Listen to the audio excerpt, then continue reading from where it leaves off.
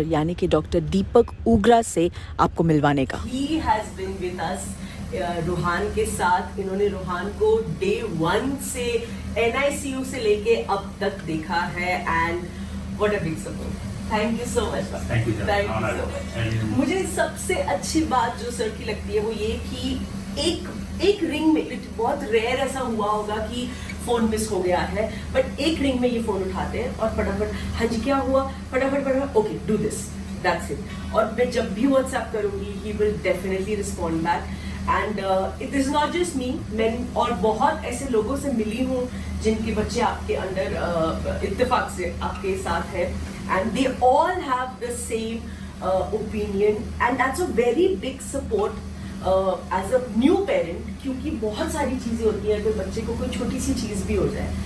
और दूसरी चीज़, he is very cool, कुछ भी हो जाए ओके ठीक हो जाएगा ओके। तो आपको देख के हमें इतनी हिम्मत मिलती है ना कि हाँ सर, अगर सर इज सो रिलैक्स, हाँ मतलब ठीक है, Ruhaan is fine, will be fine.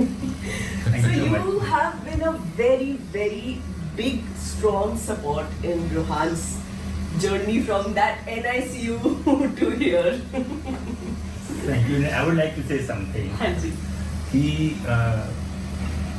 अभी जो ना आप लोग हमारे सामने बच्चे हैं, क्योंकि जब मैंने पीडियाट्रिक ज्वाइन की थी उस समय शायद आपको पहले भी नहीं हुए थे। Obviously. और इतने सालों में बहुत सारे बच्चे देखे, बहुत सारे पेरेंट देखे, और अगर कोई मुझसे पूछा ना कि ये बताओ कि पिछले 10-15 साल में पीडियाट्रिक प्रैक्टिस में सबसे अच्छी चीज़ क्या हुई है, so my answer is involvement of the father. How lovely. तो जब फादर साथ में आता है ना, हमारा 50% job is done, the responsibility is shared, and I was very happy that he was here at every visit. Yes. So mothers आती हैं, पहले भी आती थी, अभी भी आती हैं, अभी बहुत फादर आते हैं, he was one of them. Secondly, your record keeping is Thank you. Thank so you. I'm happy.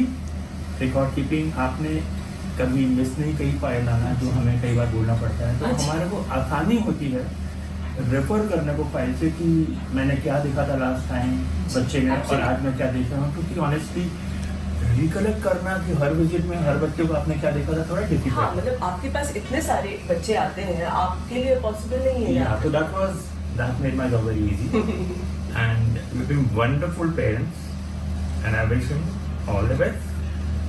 We must celebrate the first birthday and why not every birthday? Yes, absolutely. I'm very happy with his growth. जो हमारी books में जो values होती हैं कि 1 साल के बच्चे का कितना लेंथ होना चाहिए, कितना वेट होना चाहिए, कितना हेड सर्कमफ्रेंस, वो वाला बुक।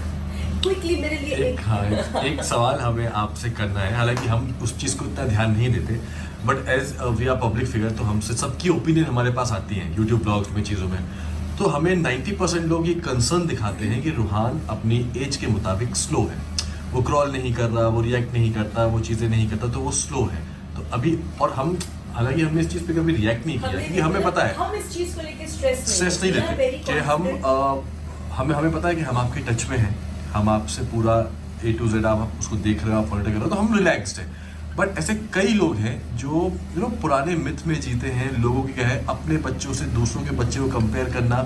तो ये चीज़ मैं चाहता हूँ कि आप सबको बताएं कि भाई हर बच्चा अलग होता है, कोई क्रॉल करता है, कोई नहीं करता है, कोई किसी के जल्दी दांत आते हैं, किसी के नहीं आते हैं, ऐसे बहुत से लोग हैं जो इस चीज़ को बोलते हैं। सी 2 चीज़ें हैं, एक तो ये कि as you said every child is different, हर एक बच्चे के अपने माइलस्टोन होते हैं। होता क्या है कि हमारे बच्चे ने जो एक चीज़ नहीं की ना, हमें वही ध्यान में आती है, और किसी ने अगर ये बोल दिया कि उनका बच्चा कर रहा है तो और भी ध्यान में आती है।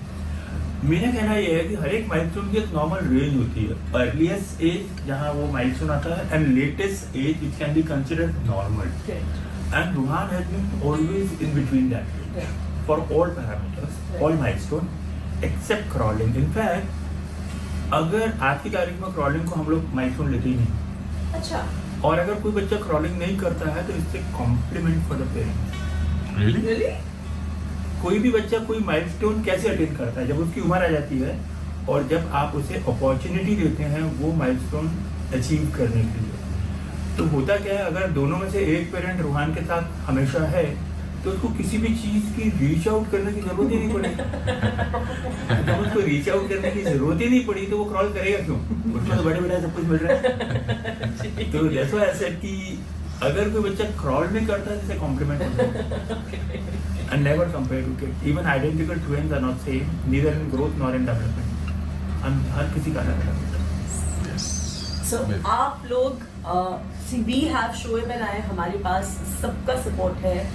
डॉक्टर दीपक के पास जब हम लास्ट टाइम आए थे, बीच में जब बहुत ये डिस्कशन हुआ था, तब हमने फिर एक बार पहले भी पूछा था, एंड जब सर का जवाब आया, सर ने हमें कॉन्स्टेंटली समझाया, तो we were at ease. But I am sure आप में से कई लोग होंगे जो फैमिलीज में कंपैरिजन हो रहा है या कुछ हो रहा है, तो इस वरी को बिल्कुल अपने दिमाग से निकाल दीजिए। Every baby, every child is different.